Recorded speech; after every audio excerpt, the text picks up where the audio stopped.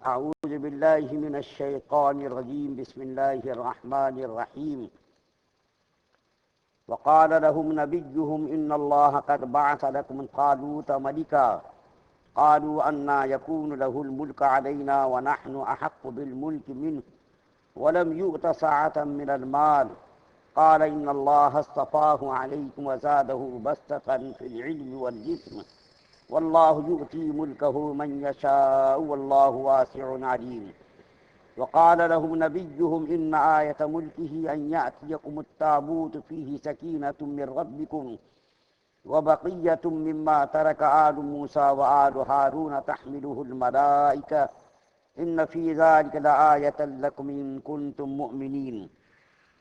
اور ان لوگوں سے ان کے پیغمبر نے فرمایا کہ اللہ تعالیٰ نے تم پر طالوت کو بادشاہ مقرر فرمایا ہے۔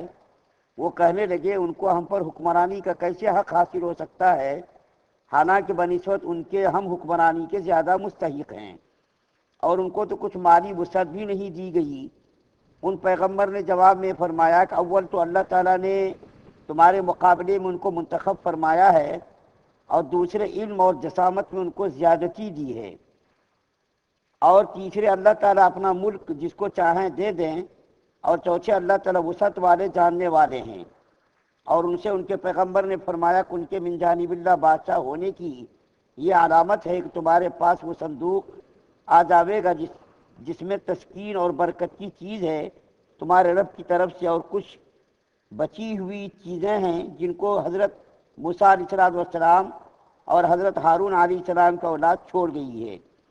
اس صندوق کو فرشتے لے آویں گے، ہمیں تم لوگوں کے واسطے پوری نشانی ہے اگر تم یقین لانے والے ہو۔ آپ کے سامنے سورہ بقرہ کی 2 آیات کریمہ تلاوت کی گئی ہے، 247 اور 248 نمبر کی آیات۔ کل آپ کے سامنے یہ ذکر کیا گیا تھا کہ بنی اسرائیل کی بے راہ روی اور بددینی اور بدعملی کی وجہ سے اللہ تعالیٰ نے ان پر ظالم بادشاہوں کو مسلط کر دیا تھا۔ ان میں سے ایک بادشاہ جالوت بھی تھا جو بڑا ہی ظالم تھا، جس نے بنی اسرائیل کے بہت سارے لوگوں کو قتل کر دیا، بہت سارے نوجوانوں کو، عورتوں کو، بچوں کو قیدی بنا لیا، اور ان کے اوپر جزیوں کو مسلط کر دیا، ان سے جزیہ لینا شروع کر دیا۔ تو جب یہ لوگ ذلیل و خوار ہو گئے، ذلت و پستی کی زندگی گزارنے پر مجبور ہو گئے، تو آخر یہ لوگ بھی انسان تھے۔ ان لوگوں کو احساس ہوا کہ ہم لوگوں کو اپنا ملک اور اپنا وطن حاصل کرنا چاہیے، کیونکہ جالوت نے بہت ساری ان کی زمینوں پر قبضہ بھی کر لیا تھا۔ تو ذلت و پستی اور جو ہے ذلت و رسوائی کی زندگی گزارتے گزارتے بھی یہ لوگ بیزار ہو گئے کہ ہم لوگوں کو بھی ذرا ہمت کرنی چاہیے، اب ظالم بادشاہ سے مقابلہ کرنا چاہیے، لڑنا چاہیے۔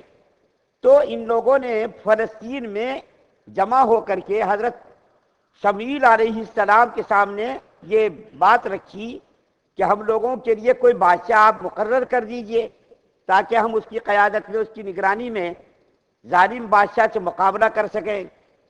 تو حضرت شمویل علیہ السلام نے ان کی فطرت قدیمہ کو دیکھ کر یہ فرمایا کہ اگر میں تم لوگوں کو کوئی بادشاہ منتخب کر کے دوں گا تو تم لوگ اس کا انکار کر دو گے، اور تم لوگ اس کے ساتھ جہاد نہیں کرو گے، پھر گناہوں میں تم لوگ مبتلا ہو جاؤ گے، اور خدا کی بات کا انکار کرنے کی وجہ سے اللہ تعالیٰ کی ناراضگی مزید بڑھ جائے گی۔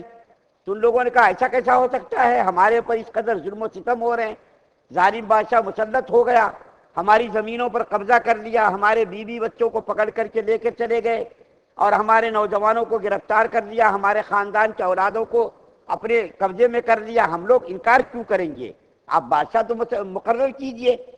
چنانچہ حضرت شمویل علیہ السلام نے بحکم خدا ان کے لیے ایک بادشاہ کو مقرر کیا جس کا نام حضرت طالوت علیہ السلام ہے۔ یہ طالوت علیہ السلام یہ مزدور قسم کے آدمی تھے، لیکن اللہ نے ان کو علم بہت عطا کیا تھا، علم بھی تھا، جسم بھی تھا۔ ظاہر بات ہے لڑائی کے میدان میں جسم کی بھی ضرورت پڑتی ہے اور علم کی بھی ضرورت پڑتی ہے۔ علم کی ضرورت اس لیے پڑتی ہے کہ وہ تدبیر کر سکے حکومت کے چلانے میں۔ جب جاہل آدمی ہوگا تو ملک کو برباد کر دے گا، تباہ کر دے گا، اور لوٹ پاٹ شروع ہو جائے گی، جیسا کہ ہمارے ملک میں بھی ہو رہا علم کے نہ ہونے کی وجہ سے۔ علم اگر ہوگا تو اچھی طریقے سے وہ آدمی حکومت کرے گا، تدبیر کر سکے گا کہ حکومت کس طرح کرنی چاہیے. اور جب میدان جنگ میں آدمی جائے گا تو ہمارے جیسا آدمی گیا تو وہاں تو فوراً ہی جو ہے وہ ان لوگوں کا دشمنوں کا مزید حوصلہ بڑھ جائے گا.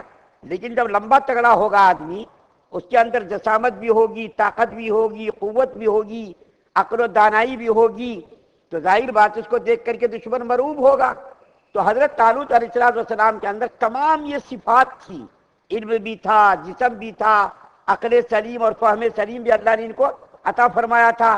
تو حضرت طالوت علیہ السلام کے انتخاب پر ان لوگوں نے فوراً اعتراض شروع کر دیا. حالانکہ حضرت شمویل علیہ السلام نے خدا کے حکم سے ان کو بادشاہ بنایا تھا، لیکن اس کے اوپر بھی اعتراض کرنا شروع کر دیا. ایسا کیسا ہو سکتا، جن کو آپ نے جو ہے ہمارے پر بادشاہ مقرر کر دیا، ان کے پاس تو مال بھی نہیں، دولت بھی نہیں، کچھ بھی نہیں ہے، خاندانی اعتبار سے ان کی کوئی خاص زیادہ عزت بھی نہیں. تو وہ لوگ دولت کو گویا کہ خدا کے یہاں قرب کا ذریعہ سمجھنے لگے کہ دولت ہوگی تو خدا کا قریبی بندہ ہوگا. گویا کہ وہ لوگ دولت کو عزت اور شہرت اور خدا کے یہاں مقبولیت کا معیار قرار دیتے تھے. حالانکہ دیکھیے دولت 1,24,000 انبیاء کرام علیہ السلام دنیا کے اندر تشریف لائے، ان میں سے 2-4 ہی نبی بادشاہ بنے اور دولت مند تھے. لیکن دولت کا استعمال وہ لوگ اپنی ذات پر نہیں کرتے تھے، بلکہ دولت کا استعمال مخلوق کے اوپر استعمال کرتے تھے، ان کی راحت رسانی کے لیے دولت کا استعمال کرتے تھے. خود تو وہ لوگ فاقہ رہتے تھے، معمولی روٹیوں پر گزر بسر کرتے تھے، جیسا کہ حضرت سلیمان علیہ السلام، حضرت داؤد علیہ السلام کا بھی ذکر آئے گا اسی رکوع کے اندر. ان لوگوں کو اللہ نے حکومت عطا فرمائی، لیکن حکومت کا استعمال اپنی ذات کے لیے نہیں کیا. جیسا کہ آج ہو رہا کہ اگر کسی کو کوئی عہدہ مل گیا، کسی کو کوئی حکومت مل گئی، کوئی گورنر بن گیا، تو اس کی کوشش یہ ہوتی ہے کہ ہمارے خاندان کے پورے لوگ بڑے بڑے عہدوں پر، بڑے بڑے منصب پر فائز ہو جائے. لوٹ پاٹ شروع ہو جاتی ہے، ہر خاندان کا آدمی دولت کے اوپر قبضہ کر لیتا، زمین اپنے نام علاج کرا لیتا، زمین اپنے قبضے میں کر لیتا، ہر آدمی کی کوشش ہوتی ہے. لیکن انبیاء کرام علیہ السلام دیکھیے، تمام انبیاء کرام تقریباً 4-6 کو چھوڑ کر کے تمام انبیاء کرام غریب ہی تھے. ان کے پاس کھانے کا ٹھیک سے کھانا بھی نہیں تھا. ہمارے نبی اکرم صلی اللہ علیہ وسلم حضرت عمر فاروق رضی اللہ تعالیٰ عنہ ایک مرتبہ حضور صلی اللہ علیہ وسلم کی خدمت میں آئے تو دیکھا کہ چٹائی کے نشانات ہمارے نبی صلی اللہ علیہ وسلم کے جسم اطہر پر نشانات پڑ گئے تھے. جس چٹائی پر آرام فرما رہے تھے، اس چٹائی کے نشانات ہمارے نبی صلی اللہ علیہ وسلم کی پشت مبارک پر آ گئے تھے، کیونکہ ہمارے نبی صلی اللہ علیہ وسلم بڑے ہی حسین تھے، خوبصورت تھے. اور جب کوئی حسین آدمی ہوتا ہے تو اس کے جسم پر ذرا آپ یوں بھی کیجئے تو اس کے اوپر نشان آ جاتا. تو حضرت عمر فاروق رضی اللہ تعالیٰ عنہ نے دیکھا ایک طرف تھوڑی سی مقدار میں جو رکھا ہوا ہے، ایک پانی کا پیالہ ہے، چٹائی ہے، کچھ بھی نہیں ہے. حضرت عمر فاروق رضی اللہ تعالیٰ عنہ رونے لگے ہمارے نبی صلی اللہ علیہ وسلم کا یہ حال دیکھ کر کے. یا رسول اللہ، ایران اور روم کے شہنشاہ تو دنیا کے عیش و آرام کرے اور آپ سید الکائنات ہو کر کے آپ اس طریقے سے غربت کی زندگی گزارے. یہ حال دیکھ کر کے مجھ کو رونا آ گیا. تو اللہ کے رسول صلی اللہ علیہ وسلم نے فرمایا، اے عمر، کیا تم یہ پسند نہیں کرتے ہو کہ وہ لوگ دنیا میں ہی جنت کا لطف لے لیں اور ہم لوگ دائمی آخرت، جہاں سے کسی کو جانا آنا نہیں ہے، دائمی جنت کے اندر ہم لوگ رہے، کیا تم یہ پسند نہیں کرتے ہو؟ تو یہ حال تھا ہمارے نبی صلی اللہ علیہ وسلم. 2 مہینے تک حضرت عائشہ رضی اللہ تعالیٰ عنہ فرماتی ہیں، 2 مہینوں تک ہمارے گھر میں چولہا نہیں جلتا تھا. 2 مہینوں تک دھواں نہیں اٹھتا تھا. جب چولہا ہی نہیں جلتا تو دھواں کہاں سے اٹھے گا؟ تو پوچھا کسی نے کہ امی، آپ پھر 2 مہینے تک کیا کرتے تھے، کیا کھاتے تھے، کیسا گزر بسر ہوتا تھا؟ تو حضرت عائشہ رضی اللہ تعالیٰ عنہ فرماتی ہے، بس کھجور کھا کر کے پانی پی کر کے رہتے تھے. ہمارے نبی صلی اللہ علیہ وسلم جس کے لیے یہ کائنات وجود میں آئی، چاند، سورج، آسمان، زمین، شجر، حجر، ساری چیزیں اللہ نے ہمارے نبی صلی اللہ علیہ وسلم کے صدقے میں بنائی. اس کے باوجود ہمارے نبی صلی اللہ علیہ وسلم کا یہ حال تھا، 2 مہینوں تک چولہا نہیں جلتا تھا. ہمارے نبی صلی اللہ علیہ وسلم نے کبھی پیٹ بھر کر کھانا نہیں کھایا، کبھی پیٹ بھر کر روٹی نہیں کھائی. یہاں تک کہ اللہ کے رسول صلی اللہ علیہ وسلم کو اللہ نے اختیار دیا تھا کہ یا رسول اللہ صلی اللہ علیہ وسلم، اگر آپ چاہیں مکے کی ساری پہاڑیوں کو میں سونا بنا دوں اور وہ سونے کا پہاڑ آپ کے پیچھے پیچھے چلے.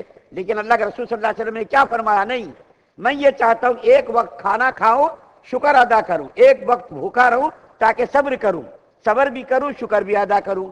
تو حضرت طالوت علیہ السلام کو جب بادشاہ مقرر کیا گیا تو ان لوگوں نے اعتراض کرنا شروع کیا کہ ہم جو ہے ارے ایسے آدمی کو ہم بادشاہ کیسا تسلیم کر لیں. تو حضرت شمیل علیہ السلام نے اس کے اندر جو کمالات تھے بادشاہی کے، جو کمالات جن چیزوں کی ضرورت پڑتی بادشاہ بننے کے لیے، وہ اوصاف و کمالات جو تھے ان کو حضرت شمیل علیہ السلام نے بیان کیا. ان میں جو پہلی صفت جو بادشاہ کے لیے ضروری ہے وہ کیا ہے؟ جو بادشاہت کے لیے ضرور، اس میں سے پہلی صفت کیا ہے؟ اول طالوت کو بادشاہ بنانا اللہ تعالیٰ نے فائدے کے لیے بنایا ہے. تمہارے فائدے کے لیے طالوت علیہ السلام کو بادشاہ بنایا ہے. اس کے اندر تمہارا فائدہ ہے. اگر فائدہ نہ ہوتا تو اللہ تعالیٰ کیوں بناتے؟ اور اللہ تعالیٰ جس کو بنانے کے لیے پسند کرے اس سے بڑھ کر کوئی حکمرانی کا اہل نہیں ہو سکتا. اللہ تعالیٰ نے جس کو بنا دیا، اللہ کو سب علم ہے. ہم لوگ یہاں بیٹھے ہوئے ہم بات کر رہے ہیں، اللہ کا علم ہے. آپ سن رہے اللہ کا علم. ہمارے دل کے اندر اس وقت کیا خیال پیدا ہو رہا اور چند لمحوں کے بعد کیا خیالات پیدا ہوں گے، آپ کے دل کے اندر اس وقت کیا خیالات پیدا ہو، سب اللہ کو معلوم ہے. حضرت طالوت علیہ السلام اگر بادشاہ بننے کے لائق نہ ہوتے تو اللہ اس کا انتخاب کیوں کرتے؟ کیا ضرورت پڑی تھی اللہ کو؟ اللہ کو تو سب معلوم ہے. اس کے باوجود دیکھیے وہ کم وقت لوگ اعتراض کر رہے تھے. حضرت شمیل علیہ السلام بتا رہے ہیں پہلی صفت کیا ہے طالوت علیہ السلام کو اس لیے بادشاہ بنا کہ تمہارے فائدے کے لیے بنایا، اس کے اندر تمہارا فائدہ ہی فائدہ ہے. اور دوسری صفت کیا ہے؟ حکومت و بادشاہت کے لیے عقل سلیم، فہم سلیم ہونا ضروری ہے. عقل سلیم بھی ہونا چاہیے، فہم سلیم بھی ہونا چاہیے. اور حضرت طالوت علیہ السلام کے اندر یہ بھی ہے، عقل سلیم بھی ہے، فہم سلیم بھی ہے. اور حسب نسب مال و دولت